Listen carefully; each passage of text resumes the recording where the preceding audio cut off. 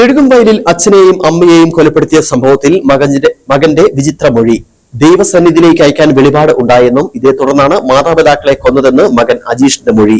ഇന്നലെ രാത്രിയാണ് പാർത്തറയിൽ ആന്റണി, ഭാര്യ വത്സമ്മ എന്നിവരെ മകൻ അജീഷ് കുത്തിക്കൊലപ്പെടുത്തിയത്.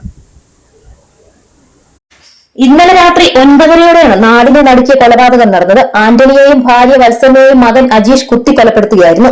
വത്സമ്മയുടെ കഴുത്തിലും ആന്റണിയുടെ നെഞ്ചിലും വയറ്റിലും മാരകമായി കുത്തി പരിക്കേൽപ്പിച്ചു. ഇതിന് കാരണമായി പ്രതി പറയുന്നത് ദൈവസന്നിധിയിലേക്ക് അയക്കാൻ പറഞ്ഞുവെന്നാണ്. ഞാനും അച്ഛനുണ്ട്, പിന്നെ തൊട്ട് അടുത്ത അയൽവക്കാരിൽ 4-5 പേരുണ്ട്. ഞങ്ങളെല്ലാവരും കൂടി ഒരു ശാലം വിഷയമുണ്ടെന്ന് പറഞ്ഞിട്ട് ഞങ്ങൾ ഉള്ളിൽ വീട്ടിൽ കയറി ചെന്ന് കഴിഞ്ഞപ്പോഴത്തേനും കഥകൾ തുറന്നു കിടപ്പുണ്ട്. ഇവനെ രക്തത്തിൽ കുളിച്ച് ഇവന്റെ കയ്യിലെല്ലാം രക്തമാണ്. ഇവനൊരു കൊന്ത കൈ പിടിച്ചിട്ടുണ്ട്. കൊന്തയും പിടിച്ചിട്ട് ഇവന് ഒച്ചത്തിൽ പ്രാർത്ഥന ചൊല്ലിക്കൊണ്ടിരിക്കുക.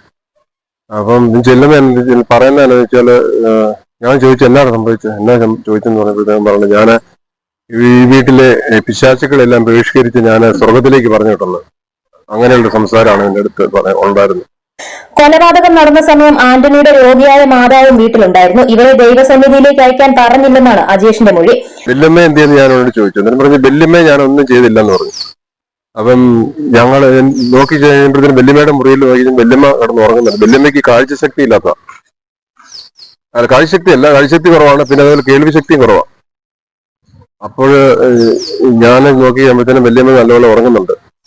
അപ്പം വല്യമ്മ ഈ വിവരങ്ങളൊന്നും പുറത്തു നടന്ന സംഭവങ്ങളൊന്നും വല്യമ്മ അറിഞ്ഞിട്ടില്ല. ഒരുപക്ഷെ വല്യമ്മ ഇതറിഞ്ഞ് പുറത്തു വന്നിരുന്നെങ്കിൽ ചിലപ്പം വല്യമ്മയ്ക്കും എന്തെങ്കിലും സംഭവിക്കാൻ സാധ്യത ഉണ്ടായിരുന്നു.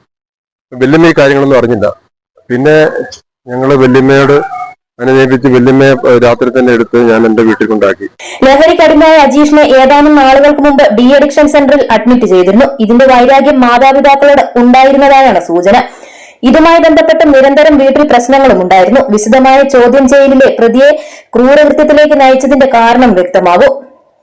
News bureau, Udumbanchola.